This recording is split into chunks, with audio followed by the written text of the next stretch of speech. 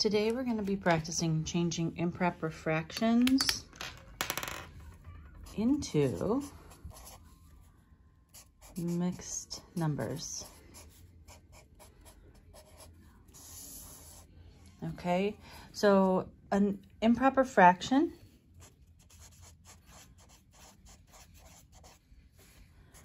when a numerator is bigger than the denominator. That would be an improper fraction. So it's improper when a numerator is bigger than the denominator. So for example, 8/5.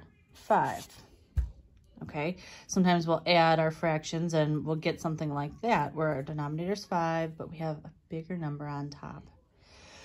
So what do? There's a few ways you can think about it.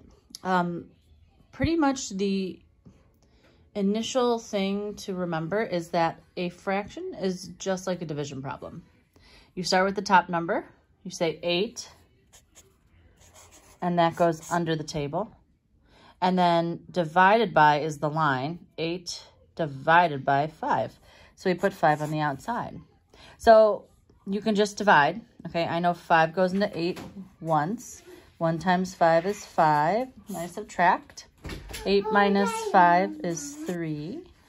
So what you have to do now, because we're changing them into mixed numbers, which means I have to make my remainder a fraction now. So you always take your remainder and you put it on top. And then the divisor on the outside will always be your denominator. So it turns into 1 3/5. So 8/5 equals 1 3/5.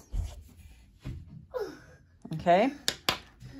Let's try another one. What if I have a whole number? So what if I have a whole number? I have 2 and 4/3.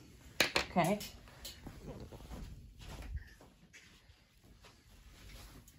If I have 2 and 4/3, I need to fix the improper fraction. So I just need to change this. My 2 is just going to hang out over here. So watch. I'm going to do the division. I'm going to say, okay, 4 divided by 3. So I'm going to do the division over here. And I'm going to do 4 divided by 3. I know 3 can go into 4 once. So remember, you should get a mixed number out of these improper fractions, okay? So 3 goes into 4 once. 1 times 3 is 3. I subtract. I'm left with 1. So now I have to put my remainder. Now, 5th grade, we're not doing anything with decimals. We want it fraction form. So you take your remainder, and that goes on the top of a fraction next to the whole number. And then the denominator is always the divisor. So now look. What I circled turned into 1 1/3. But I had a big 2 in front of it before, a 2 whole number. So I have to do like an addition problem. I have to take my 2 from the beginning, right? And then I have to add my new mixed number. And I'm just going to add it underneath. 1 1/3. And if you look, when we're adding, remember, I kind of split up the sides to make sure that I see that. Okay, but if we're adding, like, there's no fraction here, but there's a fraction here, it's like saying, oh, well, I have 0/3 plus 1/3. It's still going to turn out to be 1/3, right? And then add your whole numbers. That becomes 3. So your final answer, look at 2 and 4/3 turns into 3 and 1/3 because this was improper. We can't have a bigger number on top than on bottom. Okay, so this is how you change them, okay? So it's like, it's a division problem, okay? Or if you can do it in your head, okay, let me do another one. Let's, sorry,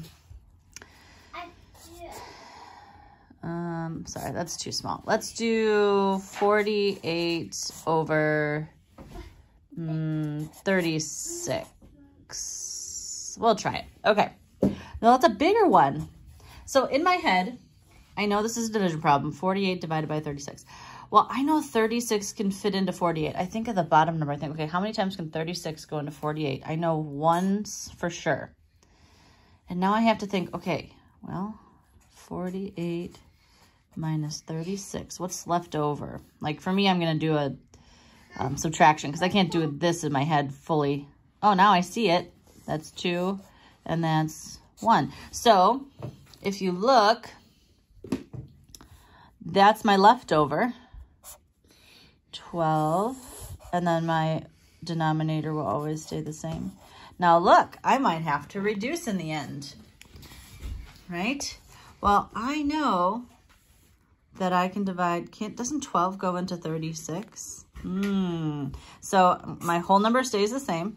Okay, when I'm going to reduce that, I'm going to divide by 12, and I'm going to divide by 12. So 12 divided by 12 is 1. And then 36 divided by 12 is, that goes in 3 times. So look at that. This big fraction turned into a whole number and 1/3 left over because you do have to reduce. You must reduce. Okay? So if you're just starting this, the best thing would be to just do a division problem, okay? You always start at the top number. That goes 48. You write it out. The fraction bar is your dividing line. 48 divided by 36. It's still the same exact thing as this, right? You would still subtract 36. You would still get 12. And you'd have to write this as a fraction next to the whole number at the top. So your remainder always goes on top. And then your divisor goes on the bottom. And then you just have to reduce. Okay, so it still gets to the same way. So one more. For your assignment today, you're just changing, you're not adding or subtracting them, and they're all going to be something like this, kind of. So let's do 24 over 18. Okay, so once again, if I'm doing it the division way, I'm going to start with the top number, 24 divided by 18. I know it doesn't go into 2. 18 goes into 24 once. 1 times 18 is 18. I subtract. Oh, let's see. 114. That would be 6. All right, I'm left with 6. Okay, so I have to put my remainder. So I'm going to draw a little fraction bar. My remainder goes on top, and then the divisor goes on the bottom.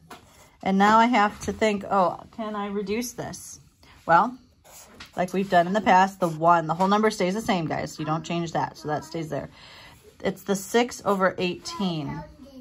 6, 12, 18. Oh, look at that. 6 goes into 18. I'm going to divide by 6. So then that becomes 1 and 1/3 again. 1 and 1/3. That's a 1. All right. So that is your process for changing improper fractions into mixed numbers. So please practice that today and just rewatch the video as many times as you need to do what you need to do too. All right.